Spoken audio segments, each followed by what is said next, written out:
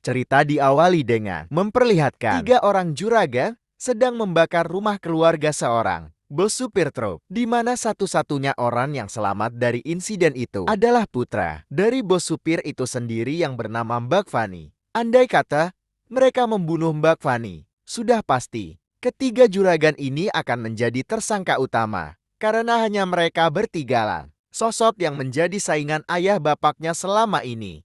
Sehingga satu-satunya solusi untuk hal itu adalah dengan tetap membiarkan Bapak Nih hidup, memaksa dia menjadi saksi mata, dan memberikan keterangan palsu, seolah keluarganya mati kebakaran karena murni kecelakaan. Bapak Nih pun dikirim ke Departemen Pengawasan Remaja atau semacam panti asuhan khusus anak-anak nakal. Para petugas di sana sengaja dibayar untuk membuat Mbak Fani menderita. Ia hanya diberi makan 1 kali sehari. Waktunya tidur sengaja dipukuli, hidupnya sengaja dibuat tidak tenang, sengsara dengan tujuan untuk meruntuhkan mentalnya agar tidak berani macam-macam.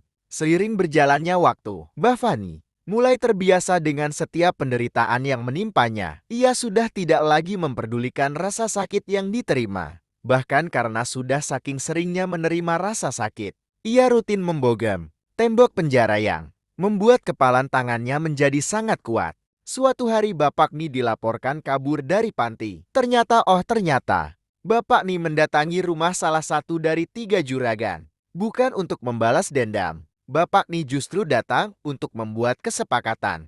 Ia ingin meminta kebebasan. Dengan imbalan akan menyetor sejumlah uang kepada para juragan ini. Berbekal pengalaman dan pengetahuan yang ia pelajari dari mendiang sang ayah, Bafani mulai mengkoordinir para sopir truk agar mau menyetorkan uang setiap kali jalan. Timbal baliknya, mereka tidak perlu memikirkan surat jalan ataupun pemeriksaan di pos polisi, karena Bafani langsung menghabisi petugas yang berjaga dan mengambil surat-surat penting yang dibutuhkan.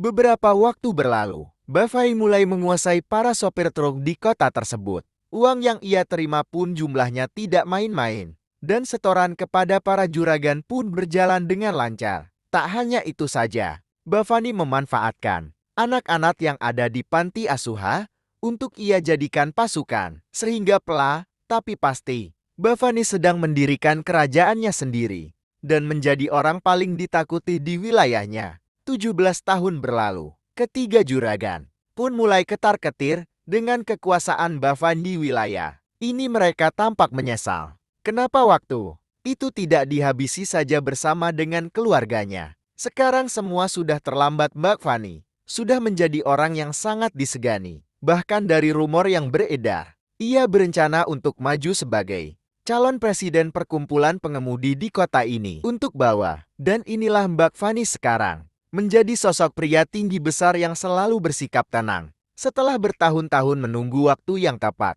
hari ini Mbak Fani datang untuk membalas kematian keluarganya. Sempat ditertawakan oleh ketiga juragan yang merasa bahwa tempat ini adalah wilayah kekuasaannya. Mbak Fani pun langsung memanggil semua karyawan untuk berkumpul dan akan memberikan 1 karung uang bagi siapa saja yang mau gabung bersamanya. Para juragan sempat tertawa melihat Bafani yang terlalu percaya diri jika seluruh anak buahnya akan berkhianat. Namun ketika Bafani terus menambah angka hadiahnya, satu persatu pekerja pun mulai berpikir, yang pada akhirnya mereka setuju untuk gabung dengan Mbak Fani, bahkan memberikan sebilah parang untuk Mbak Fani menghabisi ketiga juragan tersebut.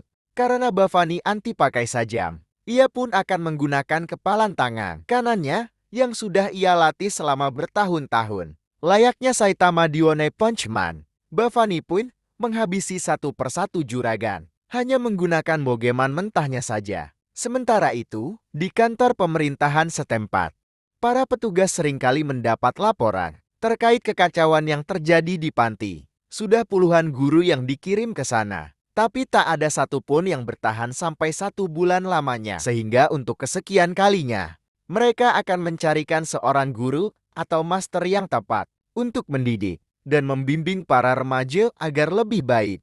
Keesokannya Mbak Fani mendatangi rumah duka para juragan. yang sebenarnya dia sendiri yang bunuh. Kebetulan di situ ada seorang kolega si juragan yang bekerja di pemerintahan. Niat hati ingin beramah tamah supaya mendapat dukungan di pemilihan calon presiden perkumpulan pengemudi nanti. Si kolega ini ternyata sudah mendengar desas-desus terkait kematian para juragan yang dibunuh oleh Bhavani, sehingga sedikit pun ia tidak sudi untuk mendukung Bhavani di pemilihan nanti. Dan ya, si kolega pun tewas tertabrak truk yang sudah pasti itu sudah disetting atau diatur oleh Bhavani, sehingga melihat apa yang bisa ia lakukan. Semua rekan si kolega pun setuju untuk mendukung Bhavani di pemilihan nanti.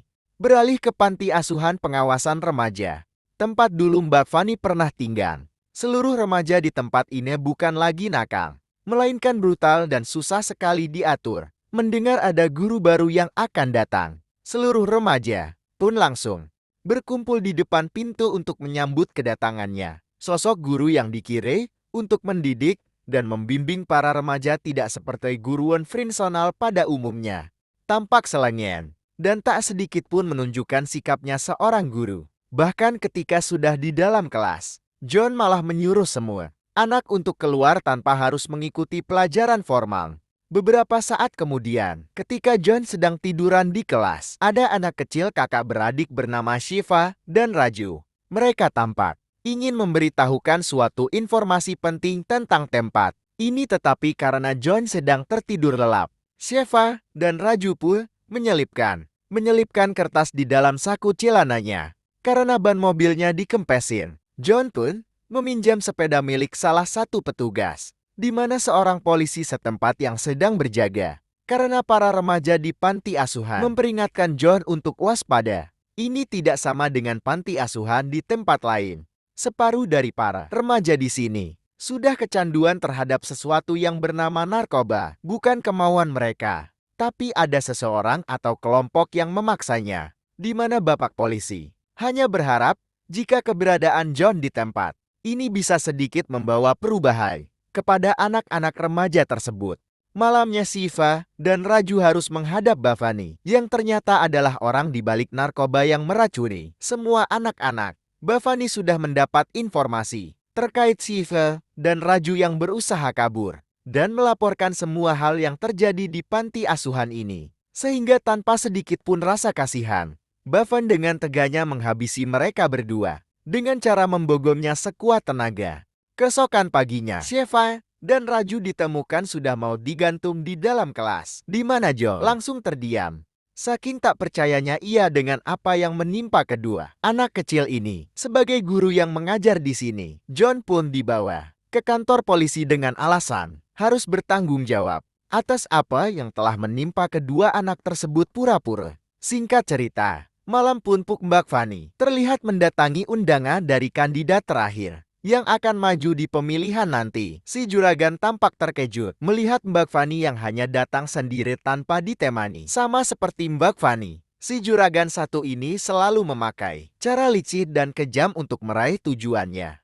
Di mana Bhavani sengaja diundang datang ke rumahnya untuk dibunuh. Sama seperti yang sudah Bhavani lakukan kepada calon-calon kandidat sebelumnya. Dan ya, jika si juragan mengira dirinya dan 3 anak buahnya sudah cukup untuk membunuh Bhavani, ia sudah salah besar.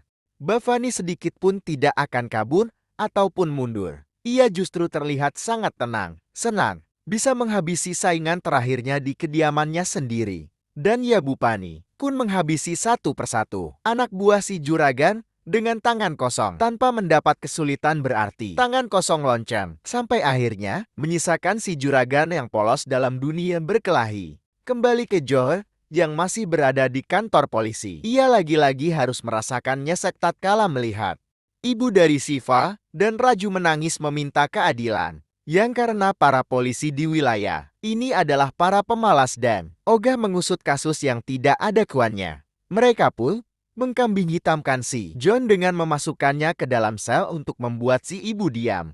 Saat di dalam sel itulah, John baru menyadari kertas yang ada di dalam saku celananya, yang pada akhirnya akan mengungkap apa yang sebenarnya terjadi di panti asuhan tersebut pada kertas itu. Shiva dan Raju mengaku bahwa mereka adalah kakak beradik yang lahir dari keluarga miskin Raju. Si kakak terpaksa mencuri sepotong roti demi Sheffield, adiknya yang sedang kelaparan. Bukan kasus berat, tapi mereka dipaksa masuk ke pusat pengawasan remaja dengan laporan kasus yang berbeda. Shiva Raju dan seluruh anak-anak di sana dipaksa mengkonsumsi barang terlarang agar kecanduan. Hal itu sengaja Mbak Fani lakukan, supaya mereka tidak pernah keluar dan terus berada di sana. Alasannya tentu saja Mbak Fani butuh tumbal untuk dijadikan kambing hitam atas serangkaian kejahatan yang dilakukannya. Sehingga John, yang membaca tulisan itu pun seketika meneteskan air mata. Saking tak teganya ia terhadap apa yang sudah menimpa mereka semua.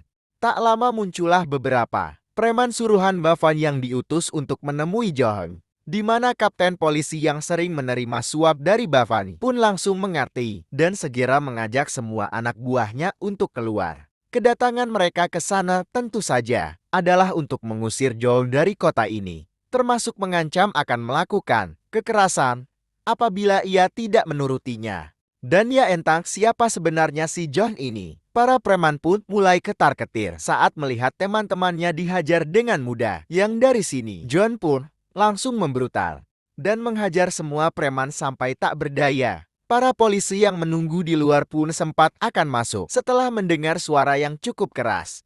Mereka mengira jika John sedang dikeroyok rem-rem dan takut. Andai kata para preman tidak bisa mengendalikan diri, tanpa tahu jika yang sedang babak belur justru adalah para preman itu sendiri. Bahkan ketika adrenalin John mulai memuncak, ia pun menggunakan gelang besi yang menjadi ciri khasnya untuk menumbangkan beberapa preman yang masih tersisa. Melalui ponsel milik salah satu preman itulah, John berhasil terhubung dengan Bavan. Ini adalah pertama kali mereka saling berdialog, yang pada akhirnya terungkaplah asal-usul si John yang sebenarnya. Bahwa dulu sewaktu masih remaja, John dikenal sebagai berandalan yang sering keluar masuk penjara. Sampai akhirnya ia memutuskan untuk tobat, menjalani hidup dengan benar, kuliah menempuh pendidikan panjang, hingga menjadi profesor di salah satu universitas, dan punya visi misi baik untuk mencerdaskan anak bangsa. Perihal siapa Bavan,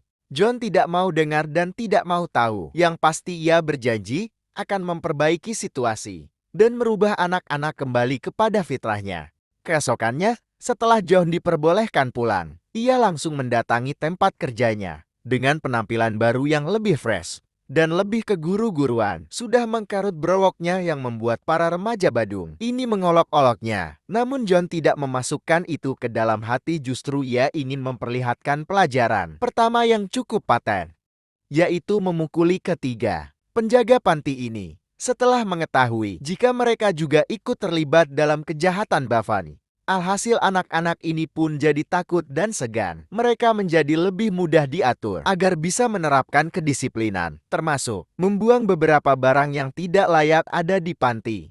Dibantu sukarelawan yang kebanyakan adalah mahasiswa kuliahan, John pun membenahi panti yang awalnya kotor, kumuh, dan tak layak huni menjadi bersih yang enak dipandang. Bahkan tak hanya itu saja, John mencukur rambut dan kumis semua remaja agar terlihat lebih fresh sesuai umurnya. Di mana satu pemuda kepercayaan Bavani bernama Das pun sempat tak terima saat John memaksanya mengkarut browoknya. Das langsung melaporkan hal ini kepada Bavani. Das diperintahkan untuk membuat keributan agar usaha John memperbaiki situasi menjadi hal yang sia-sia. Tak bisa terus membiarkan hal ini terjadi. John dengan sedikit informasi dari penjaga panti pun mendatangi kediaman Bavan yang berlokasi di pinggiran kota. Di situ John secara kebetulan menyandera seseorang yang baru selesai mandi untuk memaksa Bavai agar menunjukkan bebenguknya.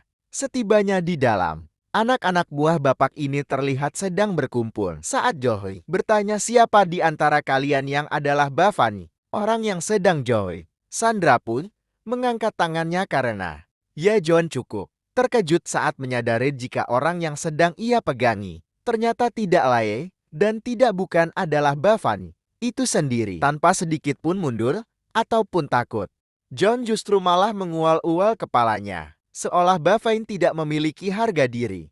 Dan lagi Mbak Fani semakin dibuat emosi dan kehilangan harga diri tatkala satu anak buahnya meleset. Namun karena saat ini John yang memegang kendali Mbak Fanny pun tidak bisa berbuat apa-apa, kecuali membiarkan John berbuat sesukanya. Keesokannya, Mbak Fanny langsung menelepon John untuk memberitahunya tentang satu hal yang sangat penting, yaitu John tidak tahu dengan siapa ia berhadapan. Mbak Fanny mengaku punya sejumlah anak buah yang rata-rata adalah pengemudi truk dan mengancam akan mencelakai semua mahasiswanya yang menjadi sukarelawan di panti tersebut. Dan ya, akibat perselisihan ini, beberapa mahasiswa John pun harus meregang nyawa. Bahkan tak hanya itu saja, Mbak Fanny berencana untuk pindah markas ke wilayah lain, termasuk menugaskan Das, orang kepercayaannya, untuk membawa seluruh anak-anak panti di dalam mobil kontainer. Mendengar anak-anak kecil di bawah, John yang berniat pulang pun langsung putar balik ke panti. Setibanya di sana, ia langsung menginterogasi beberapa pemuda yang merupakan anak buah Das untuk dipaksa buka mulut terkait kemana anak-anak dibawa. Tidak dengan cara kekerasan. John memanfaatkan kemampuan public speaking-nya sebagai seorang guru untuk menyadarkan mereka semua tentang siapa Mbak Fanny, siapa orang yang mereka puja-puja selama ini. Dengan penjelasan yang jelas dan akal, mereka akhirnya mau mengerti dan mau memberikan informasi terkait serencana si Bapak Ni. Tanpa buang waktu, John langsung meluncur mengejar puluhan truk yang membawa kantong uang barang haram, termasuk anak-anak panti, ditemani oleh salah satu mahasiswinya yang merupakan atlet panel. John berhasil menghentikan truk-truk tersebut, dan inilah yang terjadi. Setelah mengolengkan semua truk, John pun didatangi oleh Das yang emosi dengan tindakannya yang selalu mencampuri urusannya. Sama seperti yang ia lakukan kepada remaja sebelumnya, John menggunakan kemampuan diplomasinya untuk menyadarkan Das tentang satu hal, bahwa dari sekian banyak anak-anak di panti, Daslah orang pertama yang akan ditumbalkan andai kata para polisi mengusut kasus kejahatannya. Jika Das mengira Mbak Fanny akan melindunginya seperti saudara sendiri, ia sudah salah besar, karena orang semacam Mbak Fanny hanya memperdulikan diri sendiri. Dan Das hanyalah pion yang suatu saat nanti akan dikorbankan. Entah bagaimana hasil diplomasinya, Das terlihat sudah sampai di tempat penyimpanan daging, yang merupakan markas baru si Mbak Fanny. Persis seperti yang John katakan, Mbak Fanny menyuruh anak buahnya untuk membawa Das ke tempat sepi. Dan benar saja, semua perkataan John benar-benar terbukti. Mbak Fanny berniat membunuh Das yang dianggap sudah tahu banyak hal yang bertepatan dengan itu. Beberapa anak buah Mbak Fanny yang lain pun terlihat sedang memeriksa kontainer berisi anak-anak. Dan tiba-tiba, ia setelah menghajar seluruh preman, kini yang tersisa hanyalah Mbak Fanny seorang. Masih dengan kesombongannya, Mbak Fanny memberikan waktu 2 menit untuk John membunuhnya. Dan tidak seperti lawan yang pernah Mbak Fanny hadapi sebelumnya, John bukanlah pria sembaran yang bisa dianggap remeh sangu, sehingga Mbak Fanny langsung mengeluarkan seluruh tenaganya. Dan inilah yang terjadi. Dari situ John terus melakukan serangan demi serangan, sampai-sampai Mbak Fanny tak sempat mengeluarkan tinju kuatnya. Namun ketika Mbak Fanny sudah mulai panas, ia pun mulai mengeluarkan bogeman seriusnya, yang membuat John terpental cukup keras. Bukan main-main. Bogeman yang dimiliki Mbak Fanny memang terbukti sangat kuat. Melihat posturnya yang body goal saja, jelas itu akan memberikan damage lebih keras dibandingkan dengan orang biasa. Sehingga John merasa bahwa sudah saatnya ia mengeluarkan jurus andalannya, yaitu gelang besi murni. Dan inilah yang terjadi. Dan ya, seberapapun kuat bogeman seseorang, jika diadu dengan besi, ia tetap kok juga. Mbak Fanny mulai kehilangan auranya. Apalagi setelah John terus memfokuskan serangan hanya pada satu titik. Setelah Mbak wanita berdaya, ia pun mulai menggunakan jurusnya lain, yaitu jurus kungur adu, mencoba merayu dan mengajak John untuk kerjasama dengan iming-iming uang yang banyak. Namun John bukanlah tipe orang yang rakus uang, sehingga setelah semua nyawa melayang akibat ulah Mbak Fanny, John pun tak ragu-ragu menghabisinya dengan cara digantung pada besi pengait daging. Beberapa waktu berlalu setelah kejadian itu, Das dan beberapa remaja yang terlibat kejahatan pun dihukum dengan dimasukkan ke dalam penjara dewasa. Mereka langsung disambut oleh para narapidana senior yang sudah melakukan kejahatan berat, tanpa sadar jika di belakang Das dan teman-teman ada sosok yang lebih dulu sering keluar masuk penjara, yaitu Master Tamat. Ending yang lumayan mengadrenalinkan.